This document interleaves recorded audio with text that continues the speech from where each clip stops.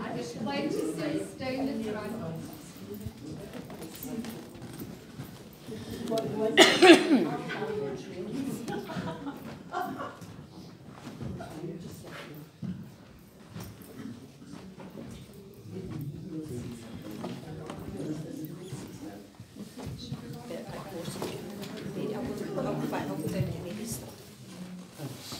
Well, good evening and welcome to our Sunday evening service. I have the platform tonight, Anna Duncan, and Ruth Stein, a very warm welcome to Ghana. Now, before we begin our service, would you please make sure your mobiles are switched off?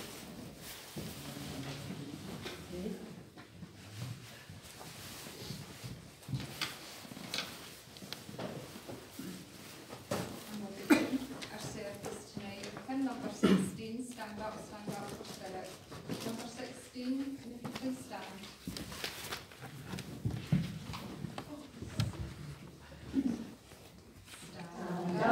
Stand up for spirit, stand up for truth and right.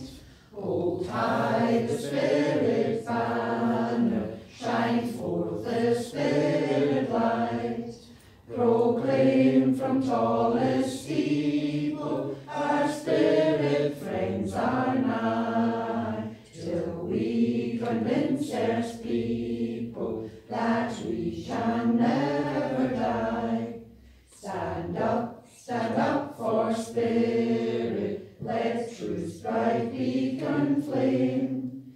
Ignite a torch of service in God your Father's name. Give love to one another, dispense it far and wide. For if we love each other, then death cannot divide. Stand up for spirit, stand proudly and declare. We'll prove the soul's survival and spirit's constant care. Through nation after nation, let's shout from shore to shore this joyful proclamation, there's life forevermore. Now I'll ask Anna to open our service in prayer. Good evening. Good evening. I was about to bedazzle you tonight with a huge big crystal, and I forgot it. And I got up the stairs and I thought, where is my jewellery? I was thinking it's still lying in my bedroom, and you would have been bedazzled. You would say, oh, you would have definitely, you'd have forgot what I was saying, you would have, Sadly, that's not to be. However, I know that we're not many in number here tonight, but I know that it's going to be really busy because you've all got so many relations, haven't you, in the spirit world. And though they're unseen, they're still here. So the whole room really should be busy, really buzzing. So please join me as we send our thoughts out to them. And it's love that connects. It's the love that they feel, the love that you feel for them. And that's what brings them forward.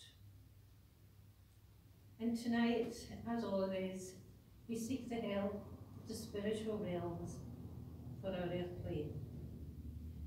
And we're living in very, very troubled times. There's so much selfishness out there. And we know that we are all brothers and sisters. We know that we are all part of each other, no matter what your religion, no matter what your colour, we are all brothers and sisters. So tonight, let's send our thoughts out to our world, to all those this evening who may not have a roof over their head, to all the refugees, especially to all the children, and send our thoughts out to them. Let them feel the love of spirit. We think tonight of all those who maybe be in hospital, in hospices, all their carers, all the emergency services who will work throughout the festive season, but they'll always be there for us. We are so very fortunate that we live in a country where we do have emergency services there to help us. Think of others who are not so fortunate as ourselves. So I ask the Spirit World tonight to please draw very, very close to me, that I can work in truth and honesty, and I can feel Spirit, I can feel their love and I can feel their energy, that I can pass this love and energy on to everyone here tonight, when I can draw the two worlds very close. Amen. Now we've come to our healing part of our service. So if you know anyone that's sick and suffering at this time, family, friends, neighbours, just take a minute to send out your thoughts and then we'll sing the healing hymn number 8. So if you just take a minute.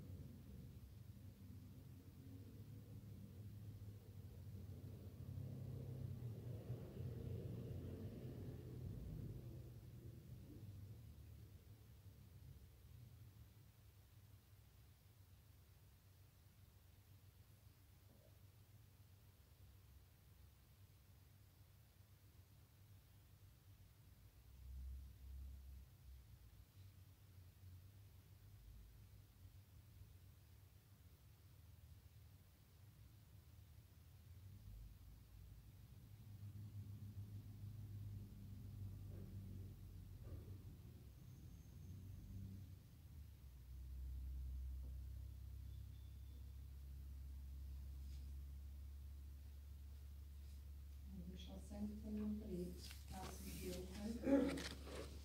Enter in the silence, pause a while to pray. Take the best that's in you, give it all away. In our healing minute, every day we blend, loving thoughts we send to all our absent friends. People tired and weary, hurt by grief and pain, sick in mind and body, all the world's the same. Father, we would help them, loving thoughts we send, helping all thy children with thy love to blend. Father, we are learning how to live each day, helping all our brothers as we sit and pray. There is much within us we can always find. Willingly we give it, helping all mankind. Now before we have the address, we shall sing number 12, Morning Has Broken, number 12. If you please stand to sing. Morning has broken like the first morning, blackbird has spoken like the first bird. Praise for the singing, praise for the morning, praise for them springing fresh from the world. Sweet the rain's dew fall, sunlight from heaven, like the first dew fall on the first grass. Praise for the sweetness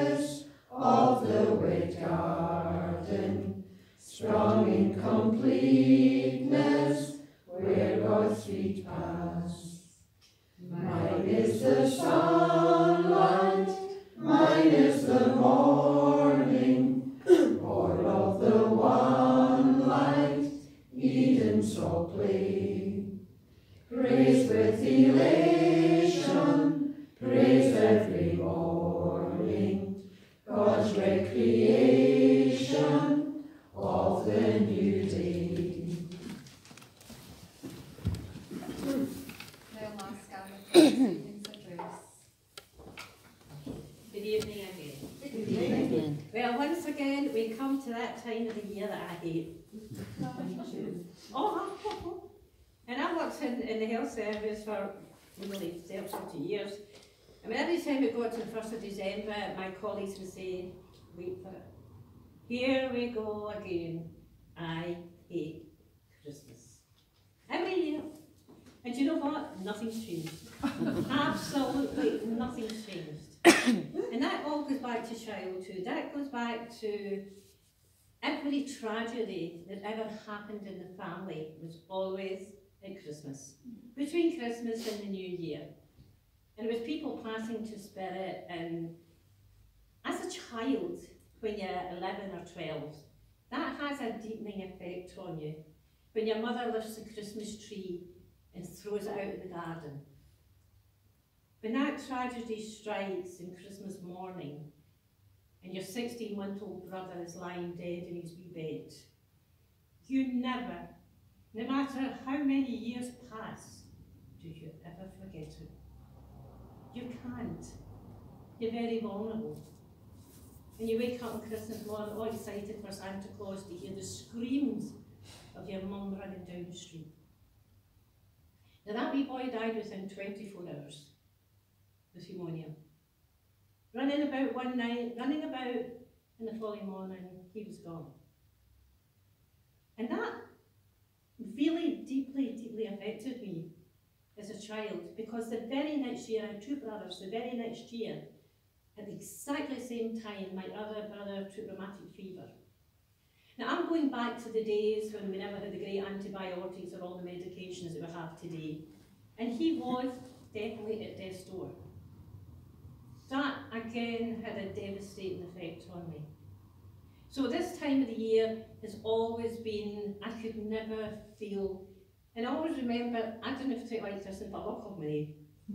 I mean, when I was growing up, Hogmanay and New Year, that was the big occasion. It wasn't Christmas, it was Hogmanay. And every Hogmanay, as soon as the bells went, my mum and dad would go away and cry.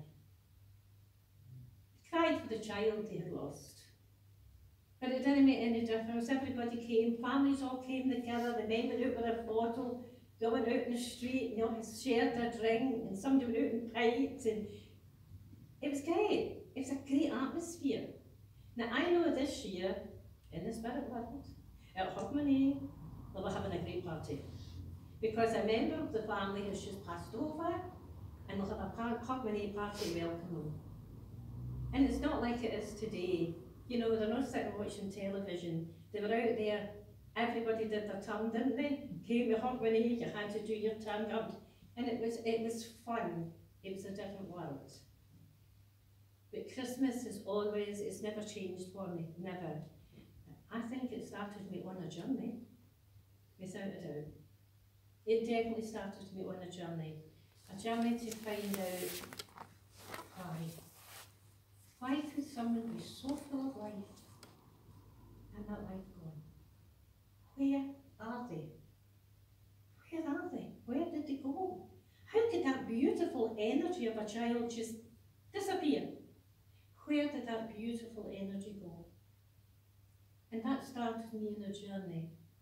And I went to a Roman Catholic school and I was taught by the nuns. But from that time on, I could not accept the teachings. I couldn't, even as a child, I couldn't accept the teachings. In actual fact, my father never went back to the church after he lost that wee boy. Never went back. But it changed everything for me as well, because I needed to know the truth. So it takes you on a journey. You want to know what happens when we die. We know today, through psychical research, and you know what, it's all out there now. It's all on the internet. You can go and find out. Not like me, I had to go to the library and pull through books and everything to get the knowledge. It just wasn't there. I didn't know there was a spiritualist church. I had never heard of spiritualism. It still sent me on a journey. And that's what I call destiny. And sometimes the worst things that happen in your life are there for a reason. And that reason's for the growth of the soul, or to take you on a journey in search of truth. And I think that took me on a journey.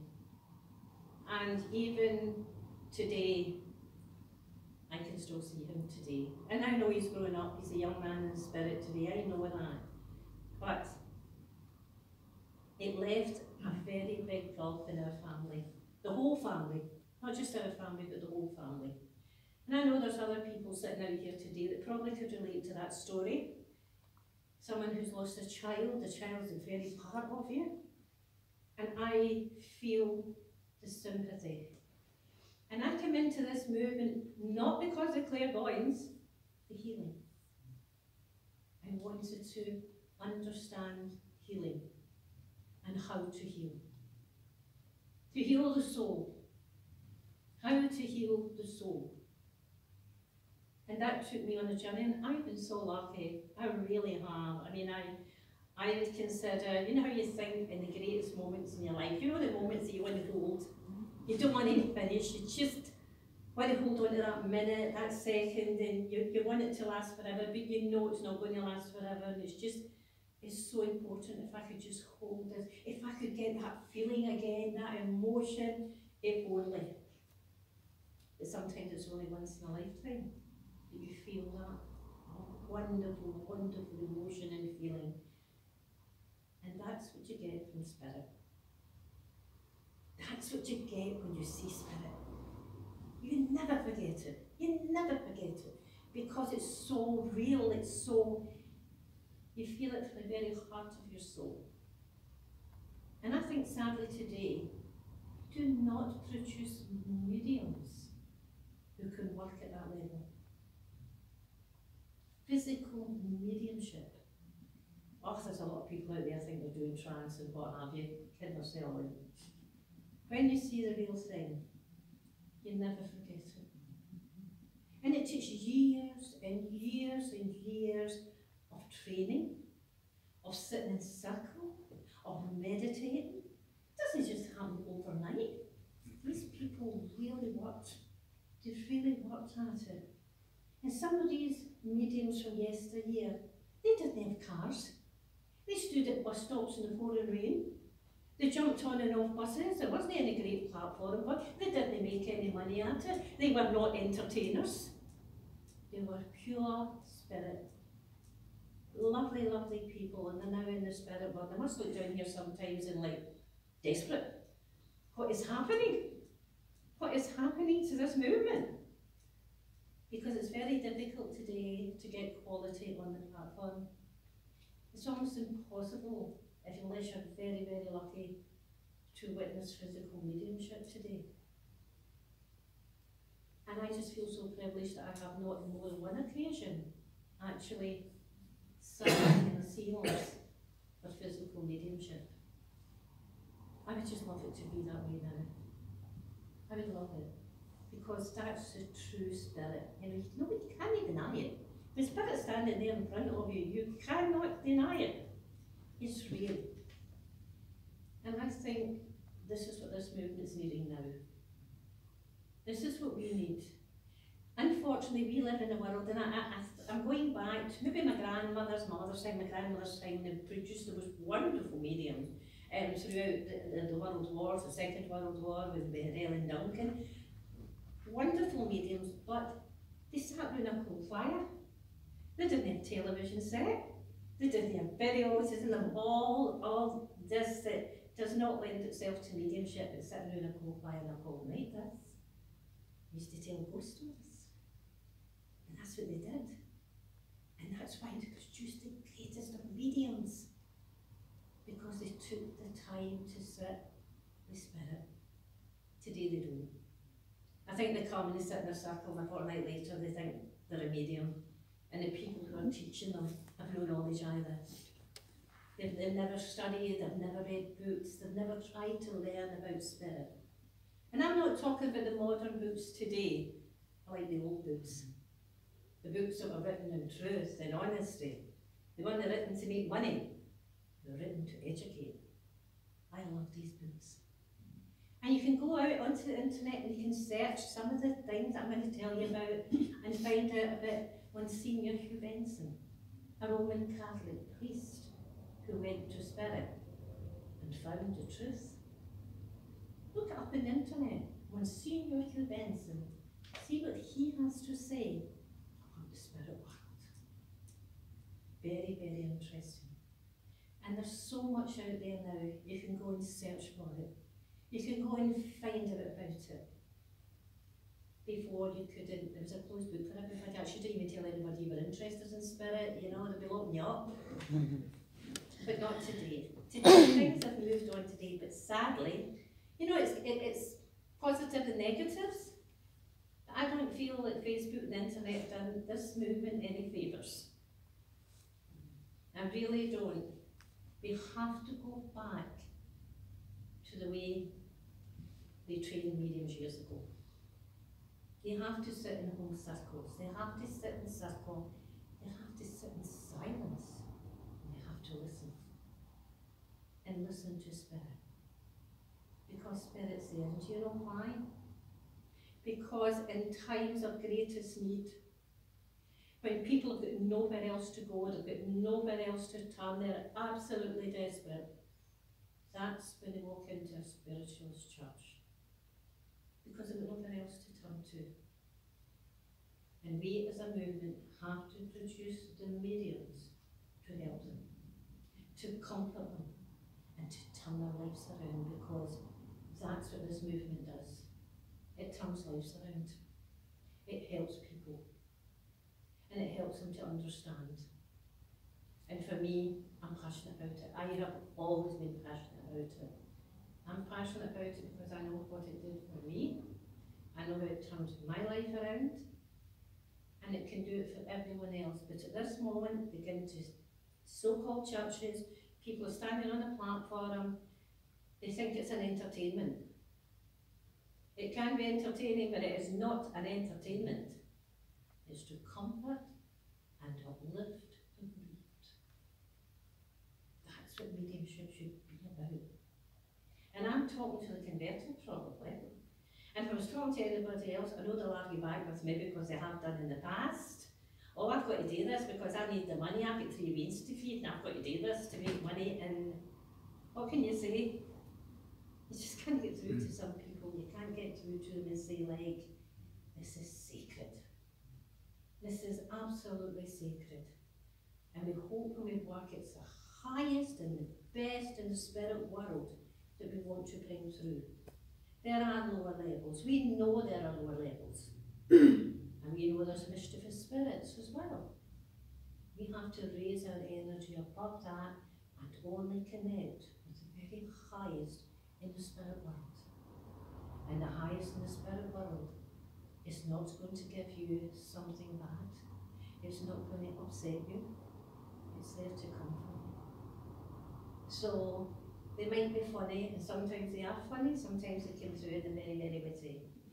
But still there, they're all around you. You don't see them, but they're still there. And they watch and they know everything. One woman was concerned, they see me when I get into the bathroom.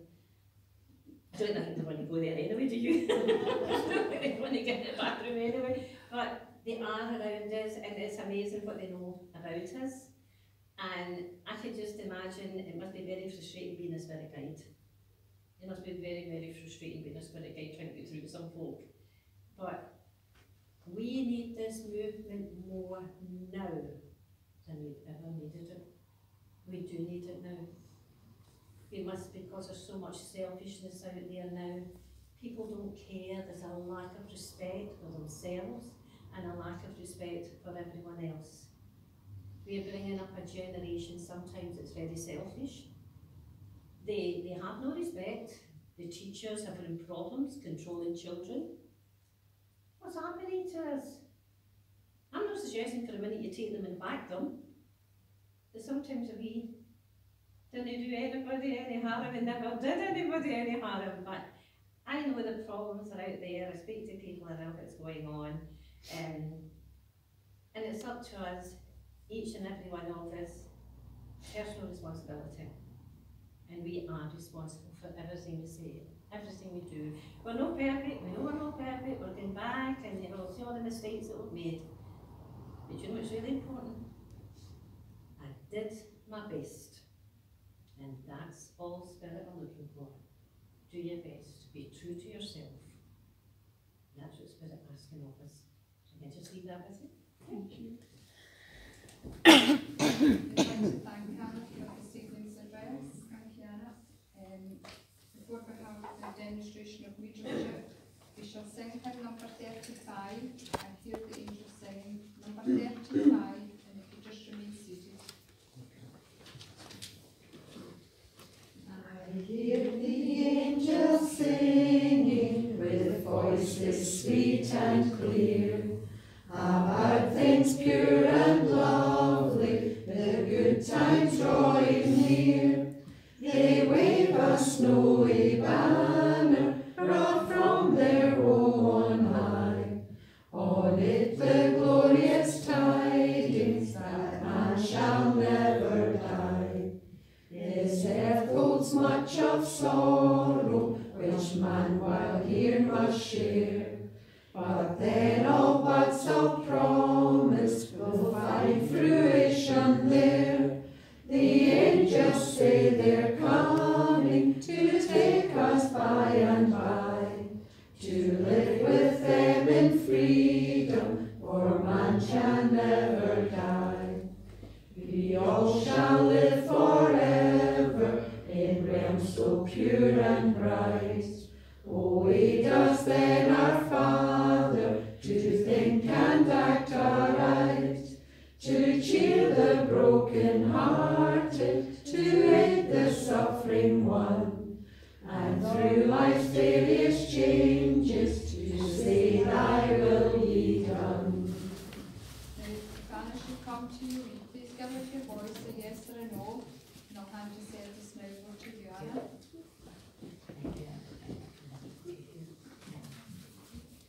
William? Yeah. William, just William, see, just like I stood up there and I felt it was a German gentleman standing beside me. Okay, yeah. You would understand it. Yeah. Thank you, William, thank you. Now he says, it sounded like Willem. Oh, I don't know if his name or your name or the pronunciation of your name, but that's what it sounded like. okay, right. Willem, it says like Willem. And this gentleman's just said forward. He is very German, I have to say to you. Okay. Very, very German, even in his persona, his whole persona, you know, to me, typical. Do you understand that? Typical German. And of course, he's coming very close to, because I know there must be a relationship here between you, either a friendship link or, but, okay. Right, now, there's not many people would have understood this man, okay? But for some reason you did. You understood him, but not because of his kind of attitude. He had an attitude, he had an attitude. But he's looking at you just now, and I feel as when he goes, come at his heart. So I don't know if there's a problem in the chest there, a problem with his heart. I don't know about that. You don't know about that? Short while. But you know the gentleman I'm referring yeah. to, right, that's fine. As long as you know the gentleman I'm referring to, because I know he's German, and he's standing here, giving him a William or something like that, and he's talking about his heart. Okay, he's talking about his heart. And also as he comes forward to you just now, and again, there is a lady with him, as well, and I think this must be his wife or someone, I think it's his wife, because they're very close together and he'll hold on to them. And the name is like Mary, but it's definitely with an M. You with me? Yeah, definitely an M. And she comes in here as well, and it's almost as though it's like greetings. Okay. Yeah, it's greetings. He's bringing that forward to you. I also want to say, I'm trying to say he's taking me, but he's not taking me to Germany. I've got to say this to you. I don't feel as if he's showing me Germany here at the moment. I think I must be going into. He's taking me north. Okay. You understand? He's taking me. I know, but I'm just like, I'm not seeing him. He's taking me north. Okay, because he might have a German accent, but there is a link. Yeah. Do you understand this? Like, and he's almost anxious to get through to you. And he's like going like this with your stomach. Do you understand what he's doing? Like, he's going like this with your stomach here, as if he's giving you a wee bit of healing for some reason. and is coming forward, and he comes to me, he's a very well educated gentleman. Oh, yes. Very, very well educated gentleman. And I would say I know the reading, but the sciences as well. I have to give you an interest in this gentleman, interested in engineering, interested in science, he was interested in books. You understand? Very, very much so. And he tells me that has continued. It is continued in spirit. And he's continuing his research. Okay. Okay. But he's just coming right close to you. He's coming close to you just now. And I just think it's almost like it's so many memories. Yeah. There's so many good memories. And you were quite a lad, weren't you? No, I don't. Yeah, no, you're quite a lad because he's laughing here. He's sitting there all innocent, but he's laughing here. He was quite a lad. But certainly coming very, very close to you tonight. And it's almost as though he's just going to say hello. Yeah. Hello, hello. Do you remember me? You understand? Do you remember me? Somebody said, I don't know if Salzburg means anything, but he's showing me so. Yes, you understand, okay, because he's taken me to Salzburg and I'm looking at Salzburg here. Lovely gentleman, lovely wife, they're both here, they're both coming forward for you just now, and they are showing me Salzburg, and I know it must be bringing back memories of some kind for you, but I feel as though I'm having a happy time. I want to pick up like a beer keller or something like that, like, do you understand, like a beer keller, and I'm picking the beer up and it's almost like saying cheers. Okay. Cheers, okay? So, can I just leave this? Do you know what, William? They're just here, it's like a memory, they're coming back to you, and just say they're both in spirit and they're very, very much around you just now. Now, I don't know what the number 17 means, but it's just shown me 17. 17 means something to me. It does mean something, that's right, because it's just like that, you put the number 17 up here in front of me. As long as it means something to you, that's all we need to know. Just, it's just this wee bit of evidence to say that it's definitely him that's here for you, okay? And can I just leave his love with you? Okay, very German, he really is.